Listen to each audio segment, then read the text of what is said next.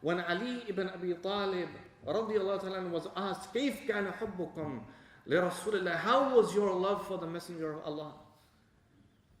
He said, كان والله أحب إلينا من أولادنا. It was more beloved to us than our children. وآبائنا, more beloved to us than our fathers. وأمهاتنا, more beloved to us than our mothers. وأموالنا, more beloved to us than our money. ومن الماء البارد على الظلمة, and more beloved to us than a cold glass of water on a day of great thirst. That's how they yearned for him. That's how they yearned for him. In the battle of Uhud, there was a woman.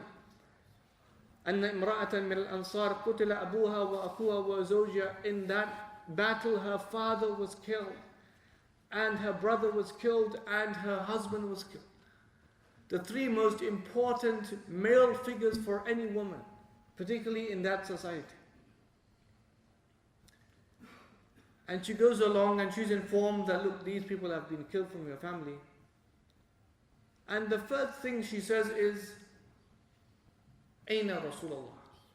Where is the Messenger of Allah? Meaning, where is Muhammad sallallahu alaihi wasallam? And they said, he is fine, كما تحبين, as you would love him to be. That's how he is. There's nothing to worry about. She said, أرونيه حتى أنظر إليه.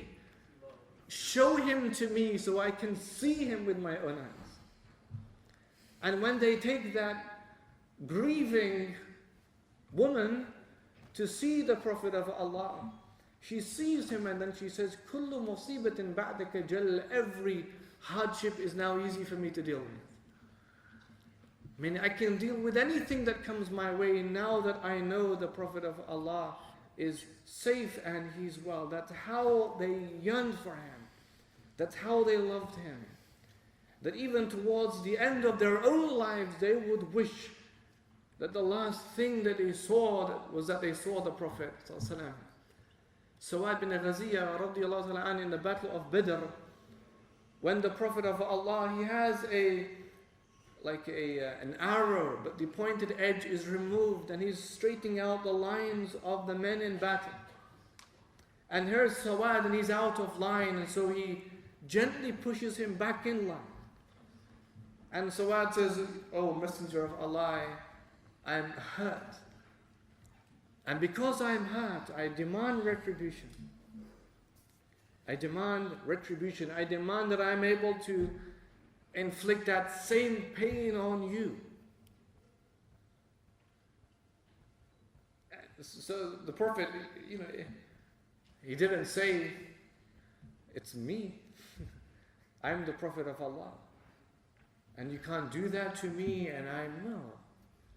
What the Prophet of Allah projected was an amazing humility. Really amazing. I mean, there was an instance in Mecca when a man came to the Prophet of Allah, he began to shake in his presence. And the Prophet said to him, Hawwin alayk fa inni lastu bimalik. Just cool down, I'm not a king.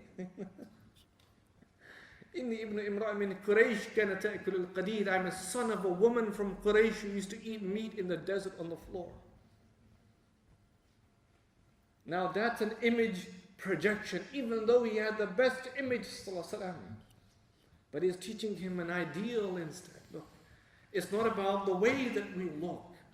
إِنَّ اللَّهَ لَا يَنْظُرُ إِلَىٰ أَجْسَامِكُمْ وَلَا إِلَىٰ صُوَرِكُمْ وَلَكِنْ يَنْظُرُ إِلَىٰ قُلُوبِكُمْ. He says Allah does not look at your images and your shapes and your outer appearance, but Allah is concerned about your hearts. Allah looks at your heart. So if you work with that and you build that up, well, that is success for you then. That is success for you then. So Sawad says, I got to have some retribution, and the Prophet says, okay then, no problem. You can take your best shot. And Sawad says, no, because when you poked me, I wasn't wearing anything here.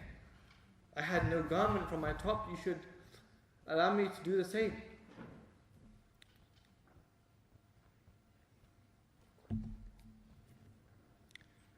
So the Prophet said, okay, fine. So he lifted his upper chest up, and he says, okay, you can do the same. Sawad, he went down and he kissed the Prophet.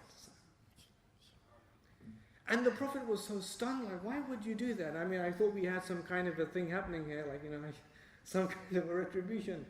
Because Sawad says, I wanted the last skin that my lips touch before I am killed today to be your blessed skin, O Messenger of Allah. And that's how they loved him. In their last moments, they would wish that he was there. Zayd ibn Dathana was cornered by Abu Sufyan. And he began to tease him and said, Zayd, look at you. You are about to be killed. أَتُحِبُّ أَنَّ مُحَمَّدًا الْآنَ فِي مَكَانِكَ. Wouldn't you wish that Muhammad is now in your place? He is appealing to his what? Survival instincts. You're a man like us, meaning surely you would wish to live rather than die. Wouldn't you wish that Muhammad is now in your place? Wouldn't you wish for that? You know what Zayd says? He says, وَاللَّهِ مَا أُحِبُّ أَنَّ مُحَمَّدًا الْآنَ فِي مَكَانِهِ الَّذِي هُوَ فِيهِ تُصِيبُهُ شَوْكًا وَإِنِّي جَالِسٌ فِي عَلِي. I would not wish for the Prophet of Allah to be in any place he's in right now, and for a thorn to prick his blessed body while I'm resting with my family. Abu Sufyan was so amazed by that. He said the famous words, مَا رَأَيْتُ مِنَ النَّاسِ أَحَدًا يُحِبُّ أَحَدًا كَحُبِّ أَصْحَابِ مُحَمَّدًا. I have never seen a people love another person the way the companions of Muhammad loved Muhammad sallallahu alaihi wasallam. The way the companions of Muhammad loved Muhammad sallallahu alaihi wasallam.